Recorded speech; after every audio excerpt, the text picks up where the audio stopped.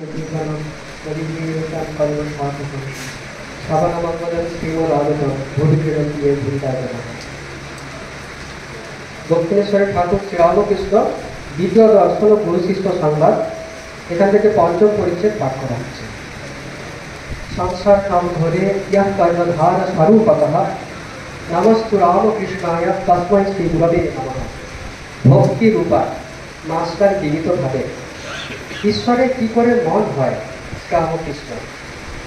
ঈশ্বরের নাম গুণগান সর্বদা করতে হয়, আর সৎসঙ্গ ঈশ্বরের ভক্ত বা সাধু এদের কাছে মাঝে মাঝে যেতে হয়।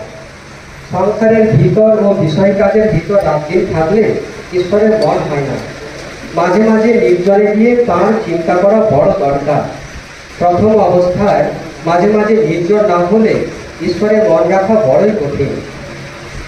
যখন চারাগাছ থাকে তখন তার চারিদিকে বেড়া দিতে হয়। বেড়া না দিলে ছাগল গরুকে খেয়ে ফেলে।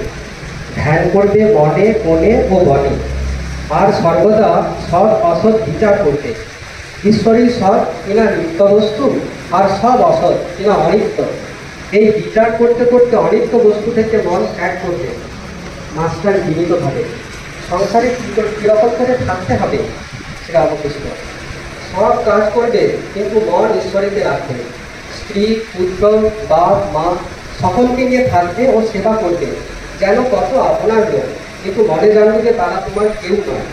বড় মানুষের বাড়ির দাসী, সব কাজ করছে কিন্তু দেশে নিজের বাড়ির দিকে মন পড়ে আছে। আবার সে গরিবের ছেলেদের আপনার ছেলের মতো মানুষ করে, বলে আমার নাম আমার হরি, কিন্তু মনে দেশ জানে এরা আমার কেউ নয়। অর্থাৎ জলে করে বেড়ায়, কিন্তু তার মন কোথায় পড়ে আছে জানো? আড়াই পড়ে আছে, যেখানে তার ডিমগুলি আছে। সংসারে সব কর্ম করবে কিন্তু ঈশ্বরে মন ধরে রাখবে। ঈশ্বরে ভক্তি লাভ না করে যদি সংসার করতে যাও তাহলে আরও জড়িয়ে পড়বে। বিপদ শোক তাপ এসবে অধৈর্য হয়ে পড়বে, আর যত বিষয় চিন্তা করবে ততই আসক্তি বাড়বে।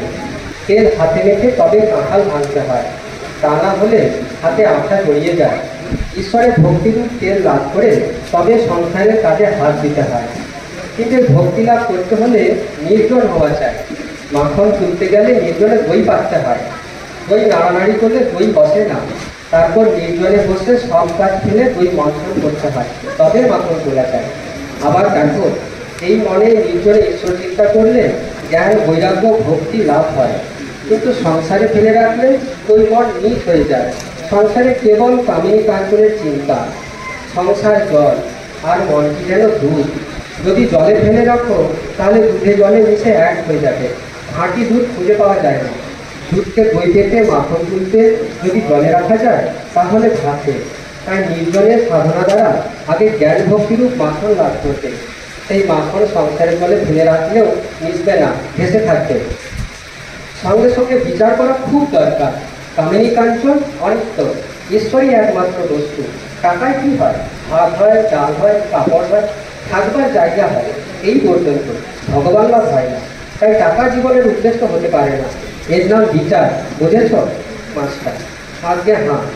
প্রবোধ চন্দ্রোদয় নাটক আমি সম্প্রতি পড়েছি, তাতে আছে বস্তু বিচার। রামকৃষ্ণ হ্যাঁ, বস্তু বিচার। এই দেখো, টাকাতেই বা কি আছে, আর সুন্দর দেহেই বা কি আছে? বিচার করো। সুন্দরী দেহে তো কেবল হাড় মাংস প্রতি মল এইসব আছে। এইসব বস্তুতে মানুষ ঈশ্বরকে ছেড়ে কেন মন দেয়? কেন ঈশ্বরকে ভুলে যায়? মাস্টার, ঈশ্বরকে কি দর্শন করা যায় রামকৃষ্ণ? হ্যাঁ, অবশ্য করা যায়। মাঝে মাঝে নির্জন বাস, তার নাম গুণগান, বস্তু বিচার, এইসব উপায় অবলম্বন করতে হয়। মাস্টার, কি অবস্থাতে তাকে দর্শন হয় রামকৃষ্ণ? খুব ব্যাকুল হয়ে কাঁদলে তাকে দেখা যায়। মার ছেলের জন্য লোকে এক কোটি কাঁদে, টাকার জন্য লোকে কেঁদে ভাসিয়ে দেয়, কিন্তু ঈশ্বরের জন্য কে কাঁদছে? ডাকার মতো ডাকতে হয়, এই বলিয়া ঠাকুর গান ধরে নেয়।